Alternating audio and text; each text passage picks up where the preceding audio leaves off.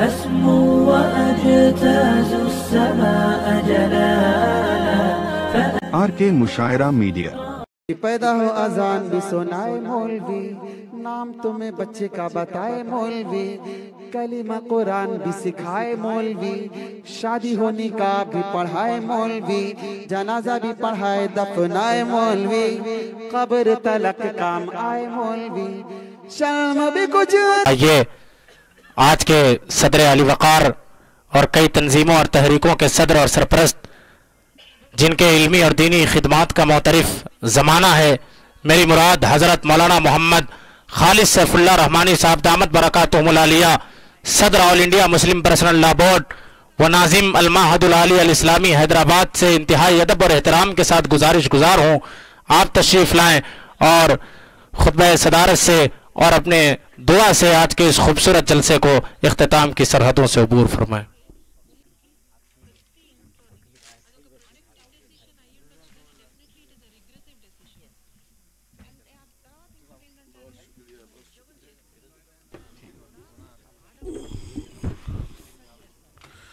بسم اللہ الرحمن الرحیم، الحمد للہ رب العالمین، والصلاة والسلام علی سید الانبیاء والمرسلین وعلی آلہ وصحبہ اجمعین ومن تبعہم بإحسان الی یوم الدین۔ ان کو ذرا کہیے فون ذرا بعد میں کر لو بیٹا، فون بعد میں کر لیجیے۔ حضرت مولانا امیر اللہ خان صاحب دامت برکاتہم، حضرت مولانا مصدق صاحب، حضرت مولانا شمیم آزاد صاحب، حضرت مولانا ہمارے نام آپ کا مولانا حضرت مولانا سراج الہدیٰ صاحب، حضرت مولانا شاہد علی قاسمی صاحب، اور شہر کے بہت ہی ممتاز اور منتخب علماء کرام، محترم بزرگوں، بھائیوں اور عزیز بہنوں، اس موقع سے جو بہت ہی اہم بات تھی، ابھی میرے آنے کے بعد حضرت مولانا محمد جعفر صاحب نے اور حضرت مولانا امیر اللہ خان صاحب نے بیان فرما دی، اور مولانا امیر اللہ خان صاحب نے تو آپ لوگوں کو تلے ہوئے گوشت سے لے کر مرغ مسلم تک کھلا دیا۔ مزاح میں انہوں نے وہ باتیں کہیں جو بات اس پروگرام میں کہی جانی چاہیے، اس لیے میں نے دعا اپنے ذمے لے لیا ہے۔ حضرت مولانا امیر اللہ خان صاحب نے ابھی ایک واقعہ بیان کیا نا کہ ایک شخص خدا کو خط لکھتا تھا، تو یہ خط لکھنے کا ذمہ میں نے لے لیا ہے۔ چونکہ مخلوق کو خط لکھا جائے تو مخلوق اس میں 10 قسم کا عیب نکال دے گی، اور اللہ کو خط لکھا جائے تو اس میں 2500 عیب ہو تو اللہ تعالیٰ اس کو معاف کر کے اس کو قبول فرما لیں گے۔ بس ایک بات 2-3 منٹ میں عرض کرتا ہوں، یہ جو بچے آپ کے سامنے ہیں، چھوٹے چھوٹے بچے ہیں، یہی ہمارا اور آپ کا مستقبل ہے۔ ان سے صرف ہماری دنیا کی حفاظت نہیں ہے، انہی کے ذریعے ہمارے دین کی حفاظت بھی۔ ایک صاحب حضرت مولانا عاقل صاحب رحمۃ اللہ علیہ کے پاس تشریف لائے، ان سے بے تکلف تھے،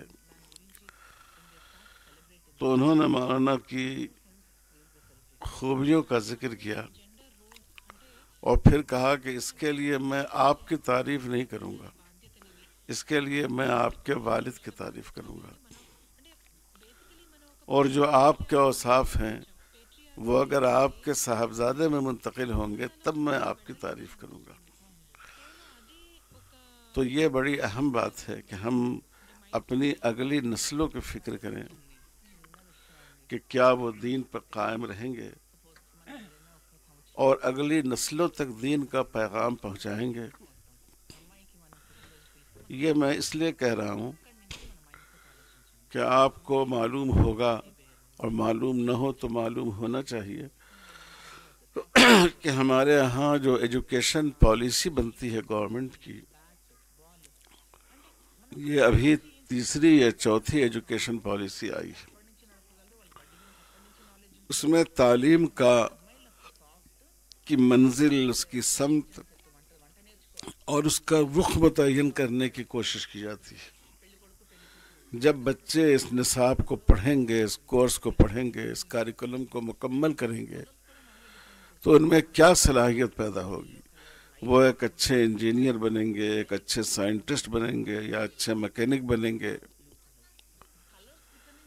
تو اب ہمارے ملک میں جو ایجوکیشن پالیسی آئی ہے 2022 میں یہ آ چکی اور 2030 تک گورنمنٹ اس کو پوری طرح نافذ کرے گی۔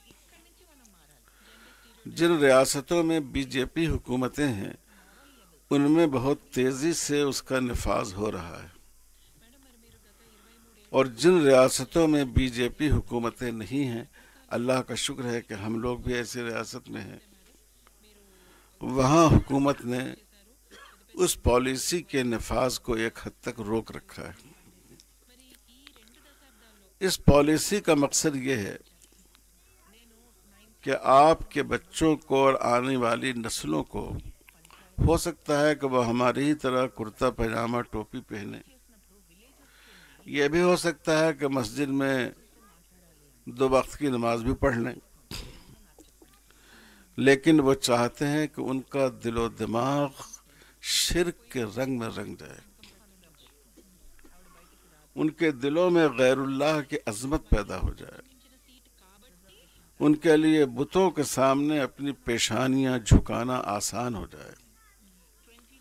ہم حضور صلی اللہ علیہ وسلم کی سیرت کے واقعات کو پڑھتے ہیں، اس پر سر دھنتے ہیں، اس پر خوش ہوتے ہیں، لیکن وہ چاہتے ہیں کہ ہم ایسا دیومالائی کہانیاں بچوں کو اس طرح سنائیں اور پڑھائیں کہ وہ ان کہانیوں پر فخر کرنے لگے، ان کو ایک دوسرے سے گفتگو میں ان واقعات کا وہ تذکرہ کرنے لگے۔ آپ کو معلوم ہے جب یہ پالیسی نافذ ہو جائے گی تو ہمارے یہاں گیتا بھی کورس کا حصہ ہوگی، رامائن کے بعض ابواب بھی کورس کا حصہ ہوں گے۔ منو سمرتی ہو سکتا ہے کہ نہیں ہو، چونکہ جو نچلی ذات ہیں، دلت ہیں، وہ بھی اس کی مخالفت کر رہے ہیں، اسی لیے انہوں نے بڑی ہوشیاری کے ساتھ گیتا کے اور رامائن کے مختلف حصوں کو نصاب کا حصہ بنانے کی بات کی۔ پوری مسلم تاریخ محمد ابن قاسم سے لے کر اور بہادر شاہ ظفر تک، اور بلکہ اس کے بعد نظام حیدرآباد اور سلطان ٹیپو تک، اس پوری مسلم تاریخ کو جو اتہاس کا سبجیکٹ ہے اس سے نکال دیا گیا ہے، اور قدیم تاریخ جو بالکل وہم پر مبنی ہے، فرضی تاریخ ہے، اس تاریخ کو پیش کیا جا رہا ہے۔ یہ بات کہی جا رہی ہے کہ ہمارا دیش سائنس اور ٹیکنالوجی کے اعتبار سے بھی بہت ترقی یافتہ تھا۔ پلاسٹک سرجری میں تو ایسی مہارت تھی کہ گنیش جی کو دیکھیے کہ ہاتھی کی سونڈ انسان کو لگا دی گئی، اتنا زیادہ ہمارا ملک ترقی یافتہ تھا۔ ہمارا ملک فضائی ٹیکنالوجی میں، سائنس میں اتنا آگے تھا کہ آپ ہنومان جی کو دیکھیے، پورا پہاڑ اپنے اوپر اٹھا کر انڈیا سے لے کر سری لنکا میں پہنچ گئے۔ آج ہم لوگ ان باتوں کو ایک ہنسی مذاق کی بات سمجھتے ہیں، لیکن آپ جانتے ہیں بچوں کا ذہن بالکل سادہ ہوتا ہے، اور ان میں بہت کم بچے ایسے ہوتے ہیں جو واقعات کے بارے میں کھوج میں جائیں۔ یہ ان کے ذہن میں پلانے کی کوشش کی جا رہی ہے۔ اسکولوں میں کلچرل پروگرام کے نام پر سرسوتی جی کی پوجا ہوگی، اسکولوں میں روزانہ سرسوتی جی کی وندنا ہوگی، عبادت ہوگی، اور بچوں کو سمجھایا جائے گا دیکھو ان کی پوجا کرو، یہ تعلیم کی دیوی ہیں، ان کی پوجا کرو گے، ان کو خوش رکھو گے تو ایگزام میں تمہارے اچھے مارکس آئیں گے اور تم ٹاپر بنو گے۔ اسکولوں میں لکشمی جی کی پوجا ہوگی اور یہ کہا جائے گا کہ دیکھو یہ روزی کی دیوی ہیں، رزق کی دیوی ہیں، نعوذ باللہ، اگر تم ان کو خوش رکھو گے تو تم کو اچھی جاب ملے گی، ان کی پوجا کر کے جاؤ، انٹرویو دو، تم انٹرویو میں کامیاب ہوگے۔ ہر انسان کو طاقت کی ضرورت پڑتی ہے، یہ درگا دیوی ہیں جو طاقت کی، شکتی کی دیوی ہیں، ان کی پوجا کرو، تم کو طاقت ملے گی، تم کو پاور ملے گا۔ یہ فرضی باتیں نہیں ہیں۔ ٹیکسٹ بک کے ذریعے اور کلچرل پروگراموں کے ذریعے اسکولوں میں اس تصور کو لانے کی کوشش کی جا رہی ہے۔ ابھی آپ نے دیکھا ہوگا بہت کم وقت میں، پہلے ہمارے غیر مسلم بھائی جب سلام کرتے تھے تو وہ نمستے وغیرہ کہتے تھے، اب سلام کرنے میں کیا کہتے ہیں؟ جے شری رام کہتے ہیں، بچے کی زبان پر۔ تو میرے بھائیوں اور بزرگوں، آرٹس کے ذریعہ، فلموں کے ذریعے، میڈیا کے ذریعہ، اور سب سے بڑھ کر تعلیم اور تعلیم میں ٹیکسٹ بک کے ذریعہ اور اسکولوں کے کلچرل پروگرام کے ذریعہ اس بات کی کوشش کی جا رہی ہے کہ یہ جو ہمارے چھوٹے چھوٹے نونہال بچے ہیں، ان کے دل و دماغ کو تبدیل کر دیا جائے اور ان سے ان کا ایمان چھین لیا جائے۔ اس لیے میرے بھائیوں اور بزرگوں، ان مدرسوں کی قدر جانیے، اس کی اہمیت کو محسوس کیجیے۔ یہ ہمارے آپ کے ایمان کے محافظ ہیں، انہی کے ذریعے اس ملک میں ہماری آنے والی نسلیں مسلمان باقی رہیں گی، ورنہ خدا نخواستہ، ہزار بار خدا نخواستہ، اور انشاءاللہ ایسا نہیں ہوگا، ہماری مسجدیں اللہ اکبر کی آواز سے محروم ہو جائیں گی۔ ابھی تو دوسرے لوگ اعتراض کرتے ہیں کہ آپ کیوں اللہ اکبر کہتے ہیں اور بے وقت چیختے ہیں وغیرہ وغیرہ، لیکن خدا نخواستہ ایسا وقت نہ آ جائے کہ خود آپ کی قوم میں اللہ اکبر کہنے والے لوگ اور مسجدوں کی عظمت کو اپنے دلوں میں بسانے والے لوگ باقی نہیں رہیں۔ قومیں اپنی فکر سے باقی رہتی ہیں، قومیں صرف اپنے نسلی تعلق سے باقی نہیں رہتی۔ میں برطانیہ گیا تھا اور آکسفورڈ یونیورسٹی مجھے دیکھنے کا بہت شوق تھا، وہاں گیا، پھر وہاں سے سیدھے ہیترو ایئرپورٹ، جو وہاں کا سب سے بڑا ایئرپورٹ ہے، وہاں جانا ہوا۔ تو راستے میں جب میں ایک علاقے سے گزرا تو جتنے سائن بورڈ تھے، نام تو سارے انگریزوں کے تھے، لیکن شروع میں ال لکھا ہوا تھا، ال۔ یہ ال عربی زبان میں حرف تعریف کہلاتا ہے گرامر کے اعتبار سے، جیسے انگریزی میں دی کا لفظ ہے، دفلاں دفلاں۔ تو مجھے بڑی حیرت ہوئی، میں نے ان دوست سے پوچھا کہ یہاں تو سب انگریز ہیں اور یہ ال کا لفظ انگریزی میں تو استعمال نہیں ہوتا، عربی میں استعمال ہوتا ہے، اور یہاں جتنی دکانیں آ رہی ہیں اس میں زیادہ تر پر نام کے ساتھ شروع میں ال کا لفظ ہے، الفلاں ٹریڈرز، الفلاں۔ تو انہوں نے کہا کہ اصل بات یہ ہے کہ جب 1948 میں اسرائیل بنا اور وہاں سے فلسطینیوں کو بے دخل کیا گیا، تو چونکہ یہ حرکت برطانیہ نے کی تھی، اس لیے اس نے بہت بڑی تعداد میں فلسطینیوں کو یہاں برطانیہ میں بلا لیا۔ اس مسجد میں اذان ہے، اذان ہو جانے دیجیے، اس کے بعد دعا کر لیں گے۔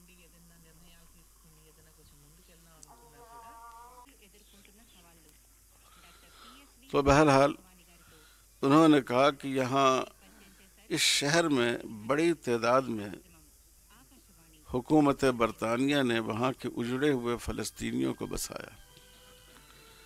اب ان کی کئی پشتیں گزر چکی ہیں، جو ان کے پاسپورٹ میں سر نیم کے اعتبار سے جو عربوں کے ہاں ال کا لفظ ہوتا ہے، الفلاں الفلاں، یہ جو ان کے قبیلے کا سر نیم کا ایک جز تھا الف لام، وہ تو باقی رہا، لیکن اب ان کو کوئی پتہ نہیں ہے کہ یہ کہاں سے آئے تھے، کس نسل سے تعلق رکھتے ہیں، ان کا مذہب کیا تھا، ان کے آباء و اجداد کا عقیدہ کیا تھا۔